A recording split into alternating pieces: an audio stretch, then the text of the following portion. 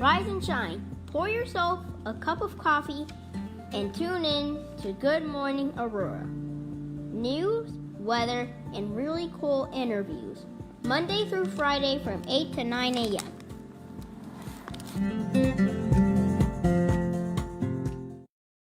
The coffee is hot. The water is crisp. They did not have sugar in the raw. But none of that can stop the news. Not at all. Good morning, Aurora. Good morning, Aurora. Good morning, Aurora. The time is 8 a.m. and you are listening to Good Morning Aurora, the second largest city's first daily news podcast. And we got BTP here, but we also have a special guest today. We have the executive director of the Neighbor Project, Mr. Rick Guzman, in the studio. Oh. Yes. Good morning, sir. Good morning, Curtis. Good morning, Aurora. How you feeling? Pretty good. It's beautiful out. It is. It's a gorgeous morning. Very nice He's day. got tea over there. Yeah. So we are all... Some English breakfast. Nice. So we are here. We're going to learn today. Today will be an educational show. We're going to learn about the ILRPP program, the rent assistance. And there's a lot of things about the Neighbor Project that we'll touch on as well. How you yourself, the listener, can be helped and how we can help those around us as well. Good morning to all of you guys out there. Tracy Duran, hello, and Ben Geller, good morning to you too. So let's get into things first and foremost, my dear friends. Our show is sponsored by Wabanzi SBDC. That's the Small Business Development Center. Through the SBDC, small business owners, both prospective and existing, can obtain essential management, marketing, and financial coaching.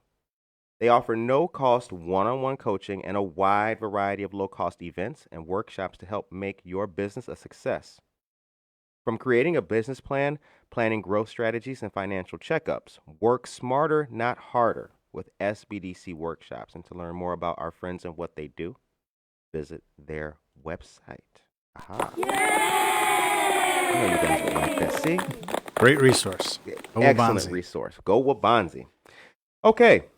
Also, in downtown Aurora, there's a great place to shop, support, and find Good Morning Aurora merch. That place is Cottonseed Creative Exchange, located at 8 North Broadway. It is a veteran and woman-owned business in the heart of downtown shopping. There you can find GMA t-shirts, and each purchase supports local news, arts, and culture. It's also a place to find locally sourced artwork, merchandise, coffee, and even candles. How cool is that? Head on down to Cottonseed Creative Exchange and tell them you heard about it on Good Morning Aurora. Now, So for those of us who are unfamiliar, let's start off first. Tell us about the Neighbor Project, sir. Sure. The Neighbor Project is a grassroots community development organization. So we used to always lead with, the Neighbor Project is a HUD-approved housing counseling agency. And we kind of realized over time, okay, all right, what does that mean? Right. And we are a HUD-approved housing counseling agency, right? We traditionally have helped a lot of people as we promote and help people get access to first-time home ownership is one of the things that we've really focused on and been able to excel at over the years. We also, have stepped in whenever there have been foreclosure crises, and we've helped hundreds of families be able to stay in their homes. But we've sort of moved away from leading with, here these sort of technical ways and sort of thought, okay, well, the Neighbor Project and our name just comes from this basic idea that strong neighbors make for strong neighborhoods. And when our neighbors are doing well, we're all doing well. Right. And when our neighbors are able to access some of the kinds of tools that many of us sometimes might take for granted or had an opportunity to utilize growing up or get through college or to buy a home, when we can equip our neighbors with those same tools, our city truly can thrive. And in fact, our belief is that no community, no city can ever reach its full potential unless everybody's got access to opportunity, unless everybody has an opportunity to be able to thrive. Right. And so we started the Financial Empowerment Center to be able to help people with just much more of kind of the building blocks of financial stability, what it takes. And we did that right during the pandemic, not realizing that this service was likely to be, or has become, perhaps one of the most needed at a time when so many people have either lost income or have had to kind of rebuild their budgets, figure out how to continue to make it. And so we do occasionally bring some new things on. I know we're going to talk about rent assistance, which traditionally has not been our focus, but because we feel like that's one of the things that's needed to help strengthen our neighbors, one of the tools that's out there, we want to be a part of helping people find that as well. But fundamentally, it's just a place where we believe that basically all of our well-being is directly connected and hinges on the well-being of our neighbors. And our neighbors are therefore the solution, and the people who are already here in Aurora are the number one resource that we have. And so our job is to invest in them so that they make this community what we all know it can be. Awesome. Yeah. So now let's get into it. Tell us about the rental assistance program, known as ILRPP, but like you said, that is a mouthful for folks. So we will flesh it out for all of you so that you understand it better. Sure. Yeah. And people have probably heard a lot about the idea that Congress, over time, and there was an initial batch of rent assistance that was passed right after the coronavirus pandemic started. But this is the CARES Act. This is March of 2020 or 2020. And that was then deployed. The Neighbor Project was a partner with the state of Illinois. And there's all these acronyms right out there. IDA. We're going to have to mention that a few more times too. That's the Illinois Housing Development Authority. IDA.org is where you can find information about everything we're going to be really focused on today. But so we helped deploy that. That was $5,000 that people were eligible for. It was both backward and forward looking in terms of paying back rent and then helping people through the rest of 2020. At the end of 2020, Congress realized that this growing potential eviction crisis, when the eviction moratorium would be lifted eventually this year, that there were, and studies were showing, millions of households that potentially could face eviction. So they did take some pretty decisive action, passing $25 billion of rent assistance in December and then $21 billion more this March to sort of try to get us through this year. Right. As you know, the economy has not impacted a large number of people, and some people are actually doing better, but there is a significant number of households who've really struggled. I mean, our friends at the Paramount are just getting back in business in August, showing live shows. Yeah, just coming 90% of folks had to be laid off, and there are so many businesses that really depend on large gatherings or and people have really been impacted without any way really to be able to keep up with their finances. So this rent assistance is a much bigger response. And because of the dollars that Congress has put into this, a lot more than last year, this program's able to look at a total of a whole year in arrears. So if someone was an entire year behind on rent, it could catch them up, and it also will help you pay your rent for 3 months going forward if you have a continuing financial hardship. That's the prospective rent portion as detailed, correct? Yeah, so $25,000 is the total, but it's going to be based on what you actually owe. So if, just as for an easy example, if your rent's $1,000, then you could potentially get, the maximum you could get is if you were a full year behind, there'd be $12,000 plus $3,000 moving forward. So it would be a total of $15,000 in that scenario. Most people won't need that full maximum. And so, the exciting thing about this is that the state actually says they don't think this program's going to run out of money. They think they're going to be able to help everybody who's eligible. Nice. That's awesome. Yeah.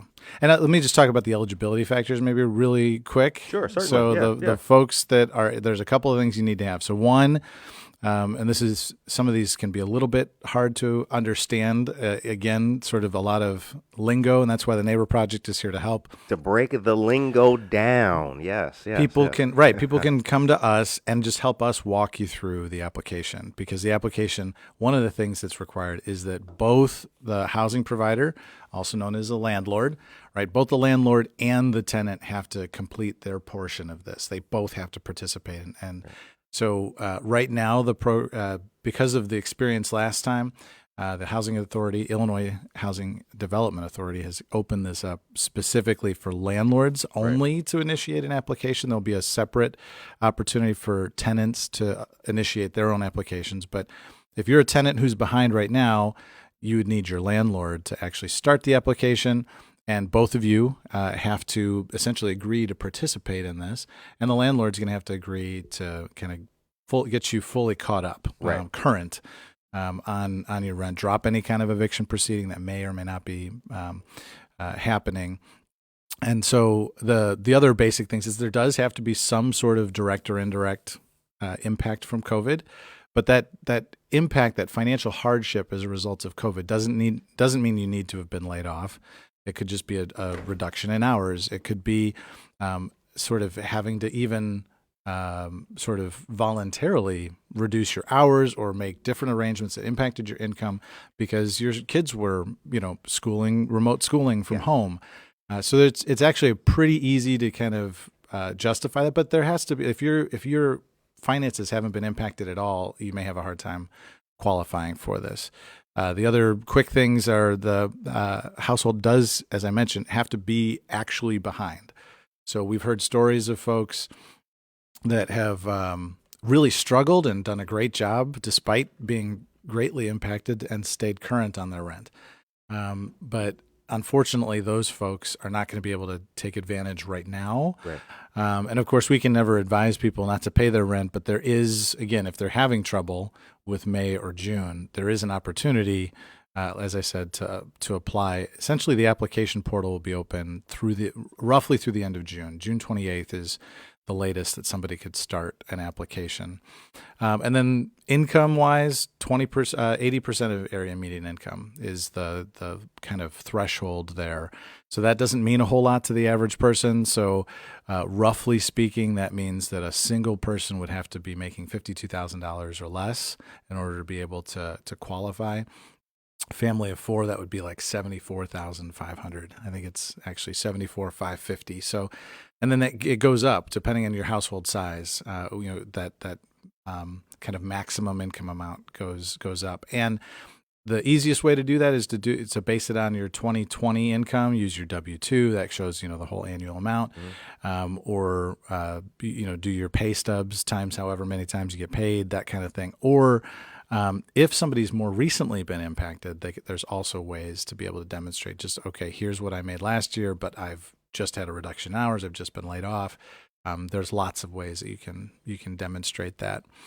But some things that notably are not a requirement, proof of citizenship, documentation, those kinds of things for either a landlord or a tenant, those are not required. The goal here, really kind of similar to what the Neighbor Project's philosophy is that if there's somebody in our community who's struggling, that potentially impacts everybody, and we want to be able to help anybody regardless of their status there. So, and as the state has said, there's enough money to go around this time, so that's exciting.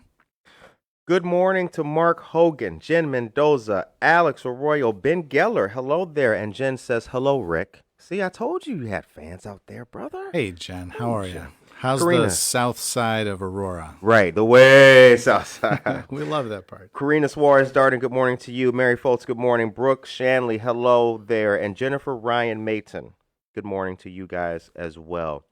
You are tuned in and listening to Good Morning Aurora, the second largest city's first daily news podcast. And we have the executive director of the Neighbor Project, Mr. Rick Guzman, here, talking about the rental assistance program, the portal and application the application portal, which opened just this Monday on the 17th. Now, we've been beating this down you guys' heads for a while now. And if you recall, we also encouraged you to go to our Instagram and also our Twitter to check out that good news. But we are going to continue. As you may have just heard, there are certain requirements to get involved in the program. Citizenship is not one of them. But we got a couple other questions about the program. So we know that people can reach out to us if they need assistance with the program. Does IDA offer any assistance? And can you explain also, is there a limit to how many applications a landlord can submit? Yeah, good question. So I'm going to take the last one first. Okay. So the simple answer there is no, because obviously, so the way that this program, as I mentioned before, works right now is that the landlord has to initiate the application. They will fill out their part, and then a separate part will get emailed to the tenant. And and again, I think so.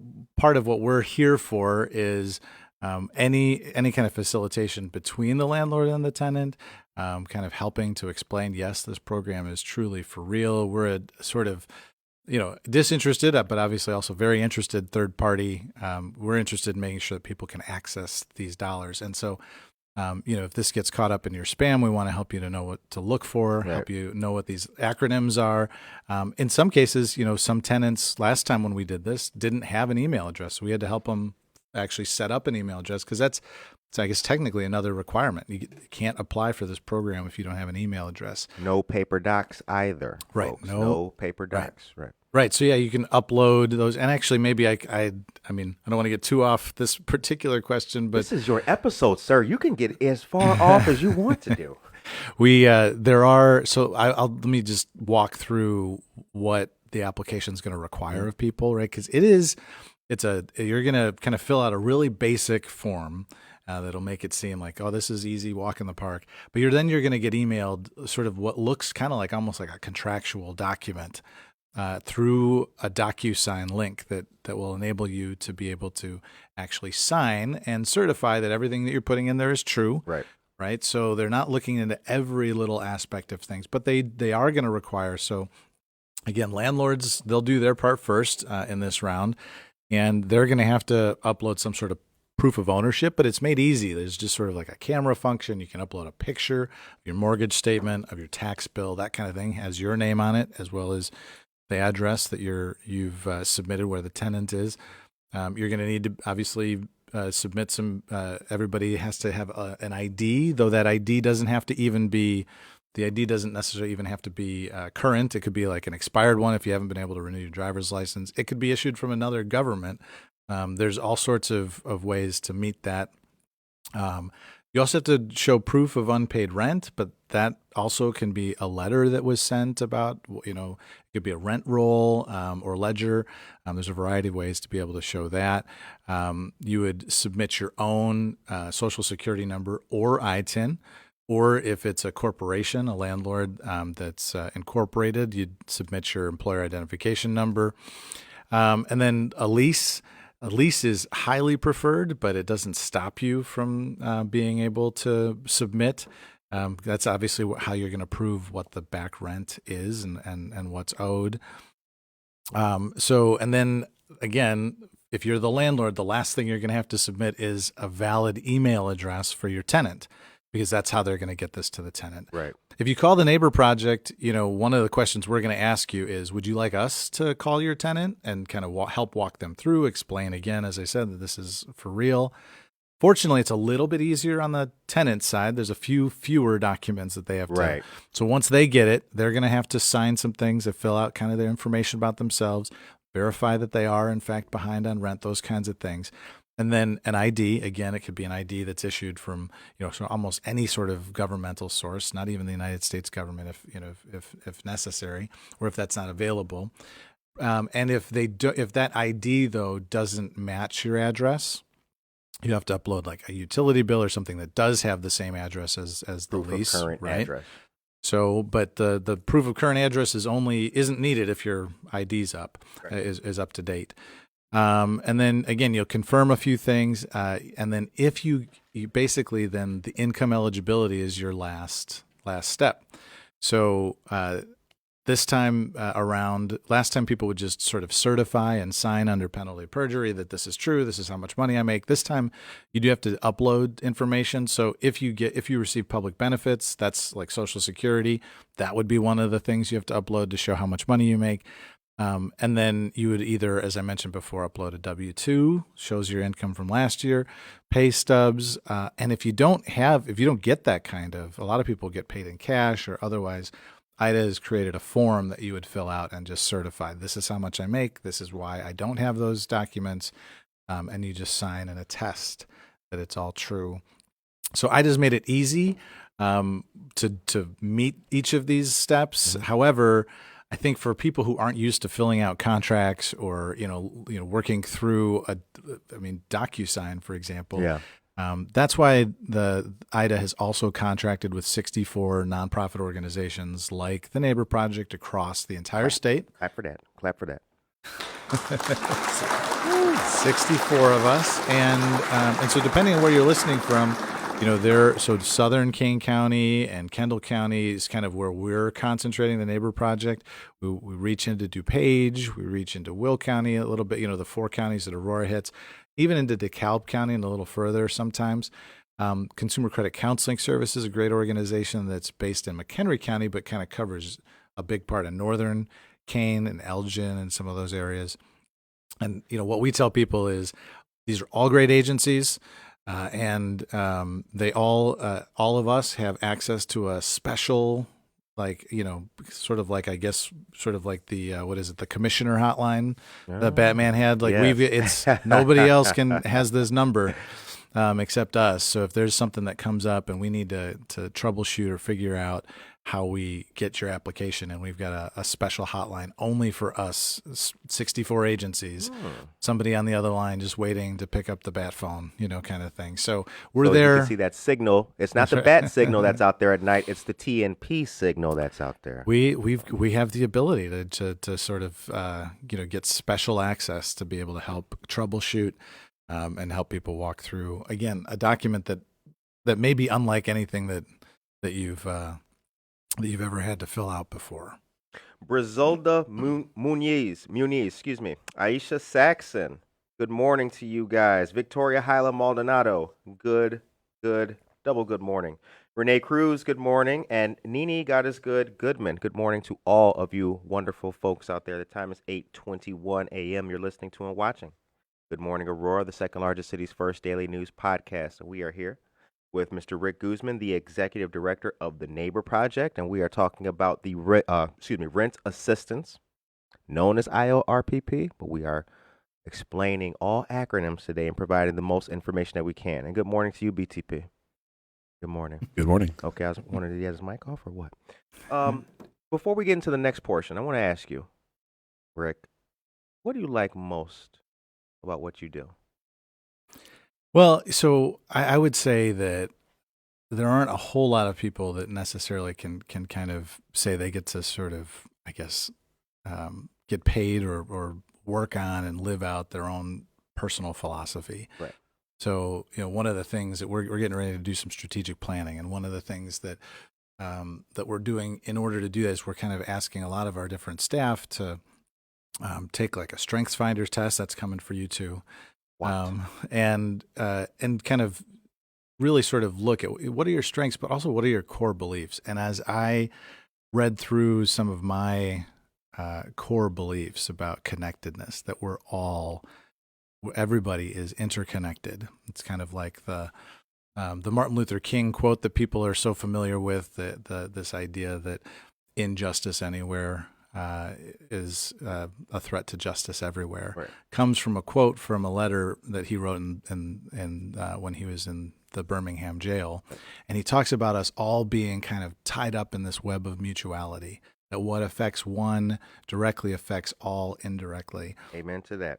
And I think that, it is just this core belief that I have, it just drives the way that I look at life, the way that I look at my neighbors. And we've been able to, merge two different organizations, kind of create a new one, one of which I had a hand in starting, but the other one that I was on the board for a number of years, and be able to create an agency that lives out this core belief that drives my own personal philosophy. And so it's kind of, just kind of reading about and thinking about what drives me personally, and being able to go to work every day and have a hand in and actually trying to, prove this thing that Dr. King said so many years ago, that what affects one indirectly, or what affects our neighbors, it affects all of us. Right. And I think what I know that we're gonna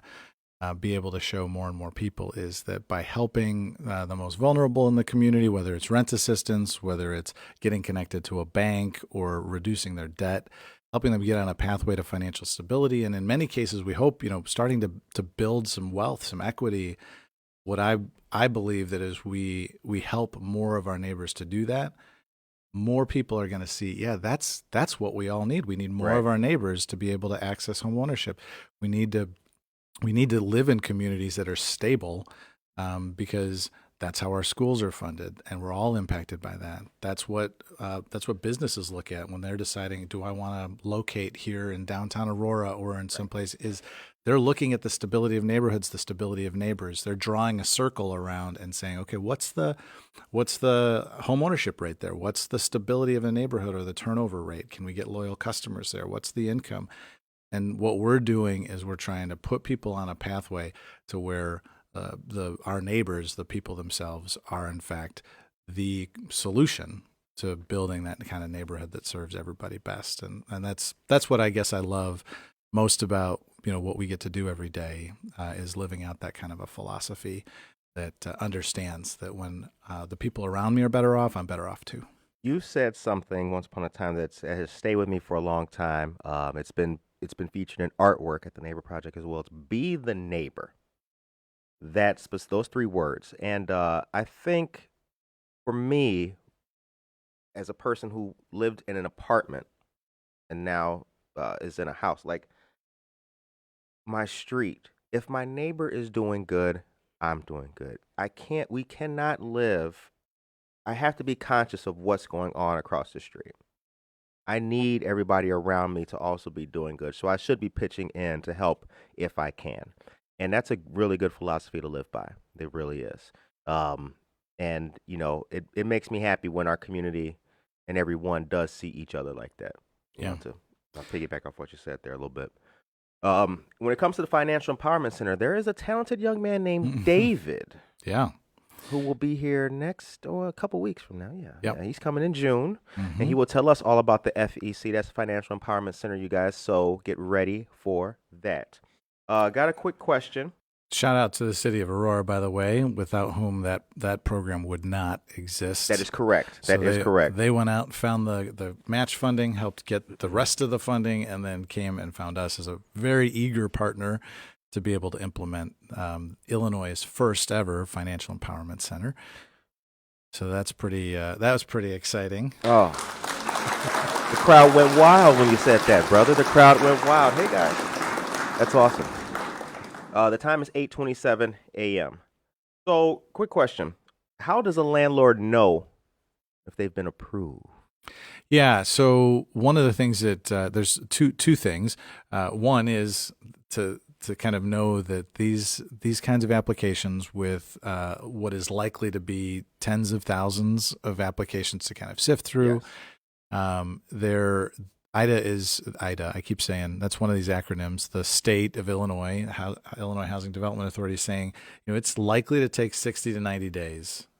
So the sooner you get the application in, it's kind of like if you file your taxes early before everybody else is, you're probably going to have a shorter turnaround. Right. But so I would encourage people to get those in. There is, and frankly, the way that you're going to be notified if you're eligible is you're going to get a check in the mail. But there's also a status. So this wasn't in place last time. There's also a status website that you can go in. So you're actually going to get an application number, application ID when you apply. And you'll want to save a copy of the document that you submitted, and that application ID will be on, I think, page 1.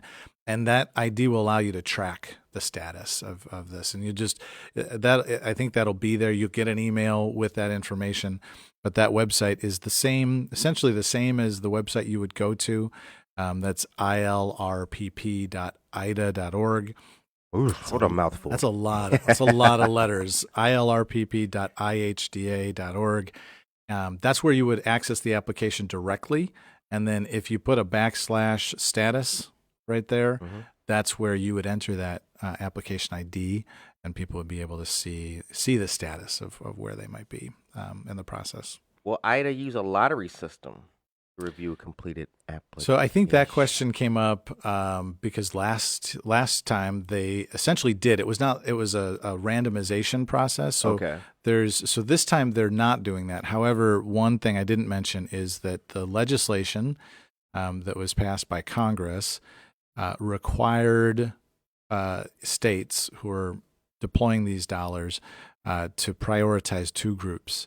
And so it's not a lottery process, but one of the things that they're doing is they're approving applications first and getting checks out the door first for anybody who's been unemployed for 90 days or more. Okay. So if there's been an unemployment situation that's been longer than that, and that's in the application to sort of check and document if that's the case, or for households who are below 50% of area median income. So that's roughly, I believe that's a household who's making about a single person making about $32,000 or less, a family of four that's making 52, I believe is the number, 52,000 or less. Okay. They would be prioritized more. You're eligible as a household of four making, nearly $75,000.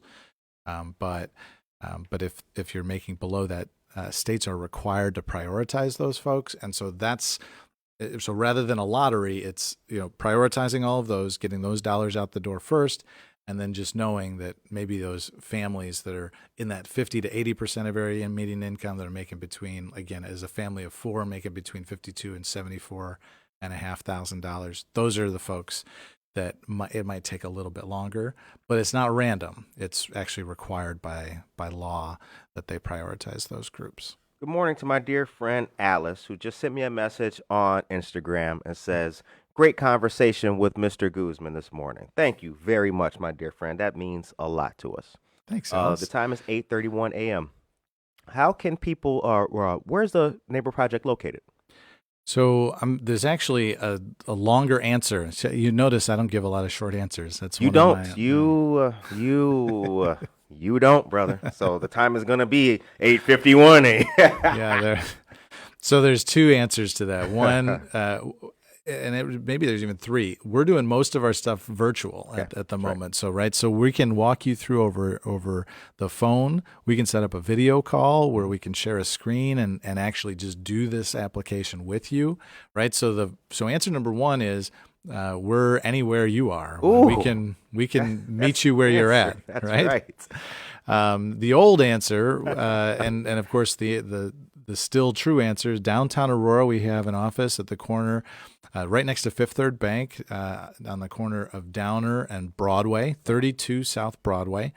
Right now, that office is closed to the public except by appointment only, and that's where. And this is one of those where, if you are having a trouble with that virtual world, if you just need to sit down in front of a computer and have somebody help you look over your shoulder and work with you on that, or if you don't have access to a computer or online yourself, or again, any of those reasons, then you can come down to 32 South Broadway. That's where we're located. And then we also have an office that's based out of the City of Aurora's Thrive Center. So again, that partnership with the city has been so wonderful, and they have this fantastic resource that unfortunately also was kind of just launched in the middle of the pandemic, and so its full potential is yet to be realized. It's going to be a huge resource. It already is, but we've got our Financial Empowerment Center financial coaches who are located there, and that is at what is that? That's like I know it's 712 South River Street. Man, you're good, brother. You're good. I knew there was a 2 in there somewhere, and it was River Street, but I didn't know the other digits. Yeah, 712 South River Street, right under the viaduct, right past Hesed House. I had Hesed Houses, 659 South River there. I'm on their board. Wonderful organization. If you just go right past there, if you know where that is, the Thrive Center is located there. And we've got a handful of folks there that are kind of staggering their hours and, keeping socially distant and making it safe for people to come in person if you do need that in-person contact. So there's a number of places that we can offer assistance. I saw a wonderful volunteer initiative that took place last weekend. I saw a lot of smiles, saw a lot of elbow bumps, and Chapel Street Church from Geneva was out at Bryan House, and they did a lot of great work beautifying and upkeeping the property.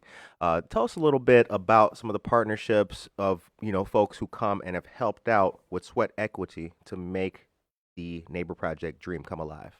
Yeah, one of the things that's been important to us over time, and we still try to maintain, is this environment of people connecting to their neighbors, to people they might not otherwise cross paths with, because we believe that connectedness, that sense of kind of we're all in this together, is really brought out when people are able to get out in the community, serve, and be a part of helping our neighbors get on a path to homeownership, for example. So you mentioned Bryan House. It's sort of this first location of one of our programs, named for my brother. So this started almost 15 years ago. Hard to believe, but that program is a 5-unit apartment building where people are living there. They're paying rent. They're going through financial literacy and homeowner education and saving. And that program helps people to save an entire year's worth of rent. And the way that we're able to do that, right? So people live there, they pay rent, and a whole year's worth of rent over 2 years goes into savings. The way that we're able to do that is by having volunteers come out, by having engaging people who want to be part of this mission, skilled tradesmen as well as church volunteers, as you mentioned, to be able to kind of make it a beautiful place to live, to be able to save money on things that we might otherwise be paying for, right. So that we create essentially a whole network. We call it the Network Savings Program because we've kind of built an entire network that helps create efficiencies so that a whole year's worth of rent can actually be, that is from someone's own earned income, can be channeled into their savings account to be a down payment on a home someday. So we had a great group from Chapel Street out, and they're going to come out next weekend again with, I think, even more of them. They are, yeah. So, and that's how we're able to do this. That's how we help our neighbors. It's how we create a tool that helps neighbors save their own money to put down on their own homes, to strengthen their own neighborhoods, and be part of the solution. All right. So let's see here. You spoke about how much assistance a landlord can expect. For those listening in who just may have just tuned in, can we cover one more time, just briefly, about the program? It started. The application is open. Started Monday. The portal's open, and it goes until June 28th. Yeah, so we should differentiate. So number one is you can go to this ILRPP.ihda.org. Right. It's a lot of letters that may not mean a whole lot, but or you could just Google Illinois rent payment program and be able to find this. And you can go and you can start an application today. Except that when I say that, what's confusing to folks is that you could start an application if you are a landlord, right, who's owed rent. If you're a tenant who owes rent and is behind, then that same portal will be open to you for you to start an application starting on June 9th.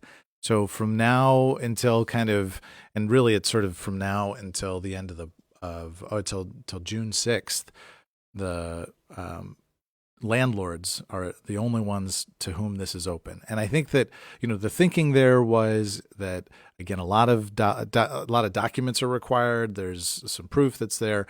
As I mentioned before, you've got to upload a lease and proof of ownership and how much people are behind on rent, those kinds of things. And when last year when this happened, there were more landlords had an easier time.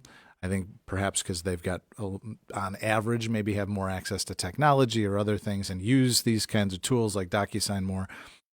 So this program's only open to landlords right now, and so you should encourage your landlord to apply, or you should call the Neighbor Project, 630-906-9400, or go to our website, neighborproject.us. And have us call your landlord and explain this program's for real. You can get 100%, more than likely, of the back rent that is owed to you. You just got to fill out an application.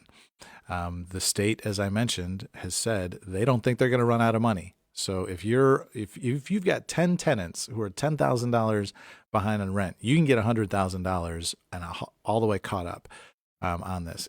There isn't a limit to how many tenants for whom you can apply, because the benefit is and the benefit is really equally designed for both. We know there are a lot of landlords who've really been suffering because so many of their tenants have been laid off or haven't been able to keep up with rent. This program is for landlords, but it's also for those people who, through no fault of their own because of the pandemic, have also fallen behind on rent. And so tenants will be able to then, if their landlord doesn't start, or if they're just hearing about this, or they don't meet that June 6th deadline, the portal will be reopened for tenants to apply starting June 9th, and that goes through June 28th. So it is, in some ways, kind of a short window, but really from now until June 28th, there is, one way or another, you're going to be able to apply for these dollars. If it's before June 6th, the landlord has to start the application, then the tenant has another week to finish it. If it's then kind of after June 6th, you have to wait for the portal to reopen on June 9th for tenants to be able to apply. Got it. Time is 8:40 a.m. You are listening to and watching Good Morning Aurora, the second largest city's first daily news podcast. Couple of quick news items. State reps Barbara Hernandez, Stephanie Kifowit, and Keith Wheeler are partnering with the Kane Senior Council and St. Athanasius Greek Orthodox Church to provide free frozen meals to seniors once a month from 11 a.m. to 1 p.m. on prescribed Mondays during the summer at St. Athanasius, located at 1855 Fifth Avenue in Aurora. The event dates are currently scheduled for May 24th, June 21st, July 12th, August 16th, and September 13th. Shouts out. All right, one more date left for Art and Market Aurora. May 22nd is the next date coming up, you guys. So let's get out there and support local for these final times. Art and Market will happen from 8 a.m. to noon at Society 57, 100 South River Street. Shouts out to the Aurora Downtown Group and all of the other folks who've come out and taken part. And last but not least, a wonderful local initiative is taking place this month. Jesse the Law Torres's Boxing Club is hosting a Memorial 5K on the 29th titled United We Stride.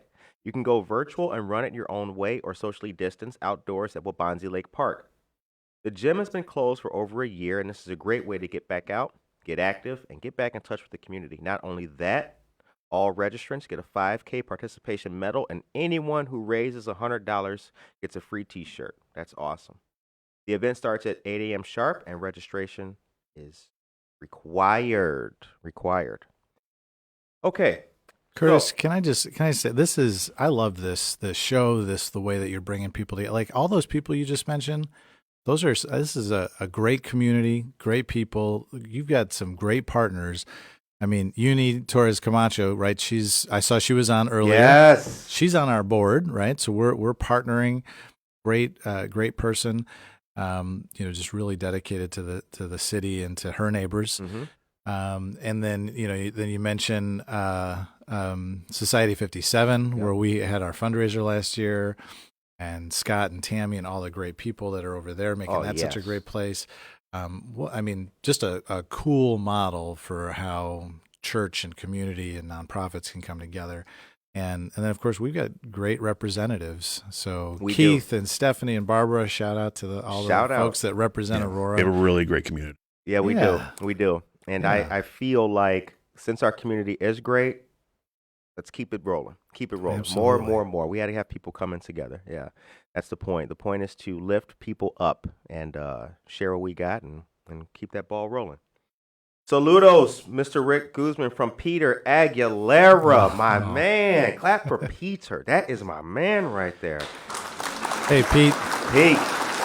And we've told you guys before, and we'll tell you again, that if you need anything in the way of home repair or electrical done, you can get it from AA Electrical Contractors. Pete, I don't remember your address right now, so don't kill me, but I know that you are on Galena, and you're right across from that great Aurora mural behind Tortas Guadalajara that your favorite radio host helped paint.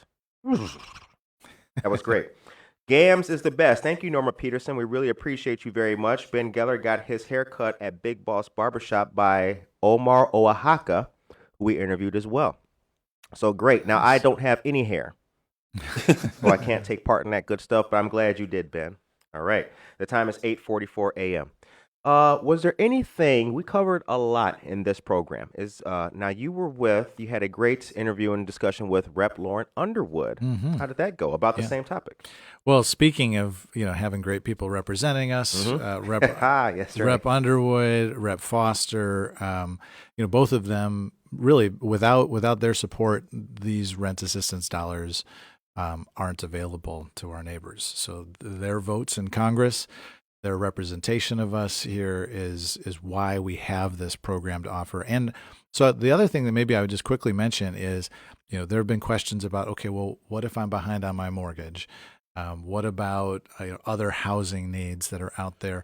And of course, there are a whole host of additional supports. Many people would have gotten the direct stimulus checks and Right. things like that, right? They're all part of the same legislation that both Representative Foster and Congresswoman Underwood supported, voted for, and again, we have their representation to thank for our community having these dollars available to us. So thank you to them. But there's other assistance that's coming as well. So part of that same American Rescue Plan that was put out there includes help for homeowners. So we don't have it yet, but we know that later this year, the same Illinois Housing Development Authority will be looking for partners.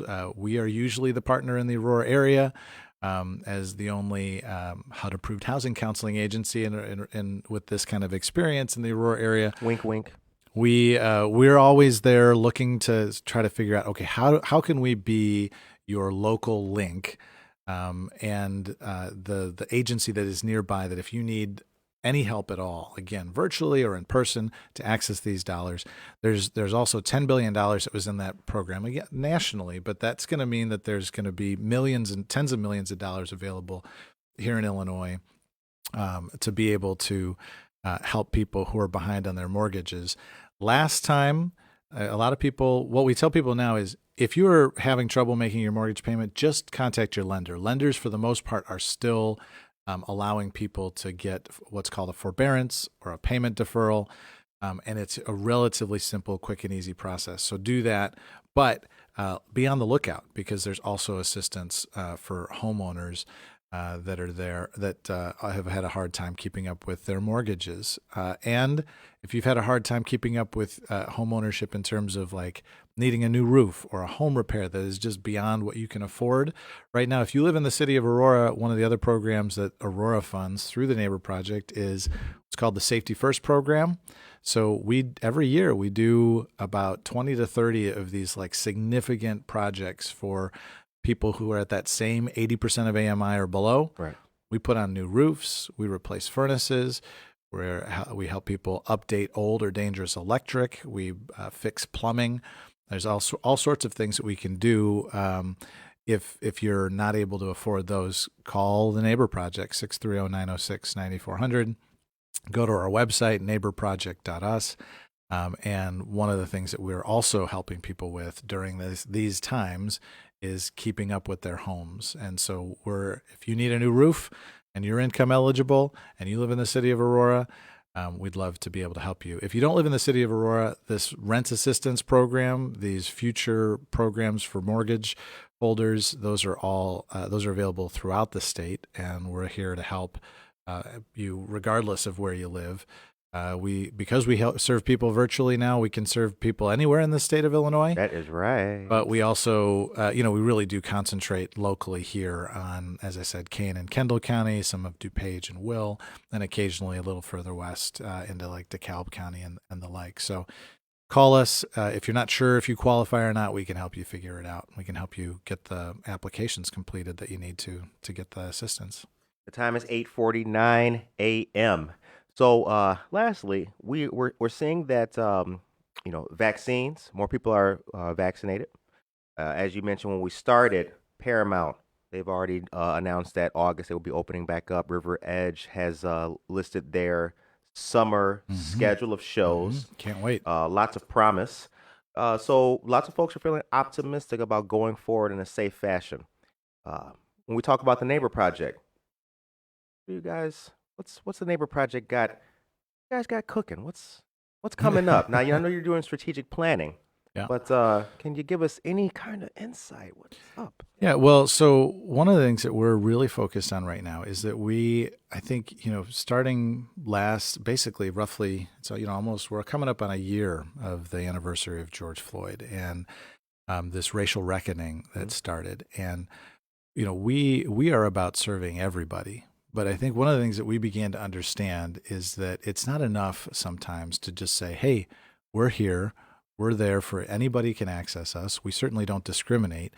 But there are some groups of people, there are some historically disenfranchised populations that have had more barriers that, and again, not realizing even groups like ourselves, that it wasn't intentional that we were, kind of not recognizing these additional barriers. We certainly weren't treating people differently based on race or something like that. And most of the people that you might connect with at a bank or anywhere else are not doing that either. But there are these sort of barriers that have never been, fully cleared. Right. And so, I guess what I would say is that we're kind of recommitting ourselves to equitable access. So we've always been focused on equal access, right? The program is here for anybody. But equitable access is different. It means helping people, actually get what they need to access something. So, the typical, kind of there's a number of different metaphors for this or things that you see, but like kind of the idea is, if you're watching a NASCAR race or if you're watching something and there's a fence that you need to see over, right? And you say, oh well, here's a step stool, right? And you give everybody the same step stool. Right. Well, the person who's 6'6" doesn't need the step stool. Right. The person who's 6 foot probably doesn't either. But the person at 5 feet, like, oh, perfect. Now I can see. But if it's a kid or, just somebody who's short, they may need 2 step stools or one that's twice as big. And it isn't about, this idea of trying to redistribute or, some of these other, it's just an idea about like understanding that what some people need in order to, be part of the solution, in order to access home ownership, so that their neighborhood is stronger, so that our school systems are stronger, might be a little bit of additional help breaking down barriers that not everybody else has. And so we're really going through a process where we recognize that the way that we've offered our services equally in the community hasn't necessarily meant that everybody can still access those. Right. And so we're kind of trying to say, okay, well, how do we do that? Why is Black home ownership in Aurora so much lower than white home ownership in Aurora? And what can we do to be a part of that solution? Because as I mentioned, our entire philosophy, our core belief is that the more people we can help into home ownership, the more neighborhoods that can be stabilized by people being long-term invested homeowners, the stronger our entire city will be, and all of us will benefit from that. And so we just need to kind of rethink the way that we deliver our services, so that nobody has a barrier to actually getting there. Ultimately, everything that we do is dependent on everybody's participation, including those that we're serving. So there's no handouts. We're not about creating dependency, but we are about trying to get these tools, the actual tools that'll get the job done, in the hands of everybody. Last news item for you wonderful folks out there. I've been telling you about this since this was breaking news Monday when we got it. So it's still not breaking. This egg has cracked, but it's just on the griddle. We're making this into an omelet. Join the Resource Fair, which is going to be hosted by Chapel Street Church. That's going to be Thursday, June 3rd from 5 p.m. to 8 p.m. Located at 1 South 455 Mill Creek Drive in Geneva. Free dinner. Free haircuts, free cleaning supplies. Organizations are going to be on hand sharing information, such as Mutual Ground, Fox Valley Food for Health, Two Rivers Head Start, and the Northern Illinois Food Bank. Job search assistance, health screenings, and more will be available. Remember, Thursday, June 3rd. Shouts out to Chapel Street Church for all the work that they do for our community. The time is 8:54 p.m. The Neighbor Project can be found all over social media as well. Facebook, and Instagram. You guys, please follow the Neighbor Projects page. Take a look and go to the website. There are, as Mr. Guzman said, many resources available, and the staff is there to help you as well. Also, follow the page on Instagram and stay up to date with everything that's going on here in the city of Aurora that the Neighbor Project has. Did we forget anything, BTP? Actually, I do have a quick shout out for our friends at East Aurora Counseling. Oh, wanted Dr. us. Gold. Yeah, she asked if we could talk about. She should give us more information. Okay. But they are doing a fundraiser for the Judah Robinson Foundation, the foundation that helps vulnerable populations, mostly like people that are homeless, get some mental health care. They are doing a drag show fundraiser coming up. So once I get some more information, I'll share that out. But yeah, like Awesome. just a heads up to people, they're doing something like that. And yeah, we'll share some information, details once I receive it. Definitely. Dr. Amanda Goldman is a friend of the show, and they're doing great work at East Aurora Counseling. Shouts out to them. Rick, did we forget anything? I'm sure there's always more they could talk about. So you don't throw open-ended questions like that. You should know better by now. Very true. All of you guys, we appreciate you guys tuning in today. Please subscribe to the show on Spotify, YouTube, iTunes, and also Apple Podcasts as well. We appreciate you guys for tuning in. Tomorrow we have another great episode of Jeanette's Splaining. And I have to tell you, I told you yesterday, guys, that please follow the Buenos Dias Aurora Facebook page, because next week we've got a lot of things cooking. We'll be live on that page on Wednesday, and well, I won't tell you what it is now. You'll just have to tune in on Monday and check it out. Thank you very much to all of our community partners. You guys be blessed out there, and we hope you have a safe, positive, and wonderful Thursday. Take care of yourself and each other.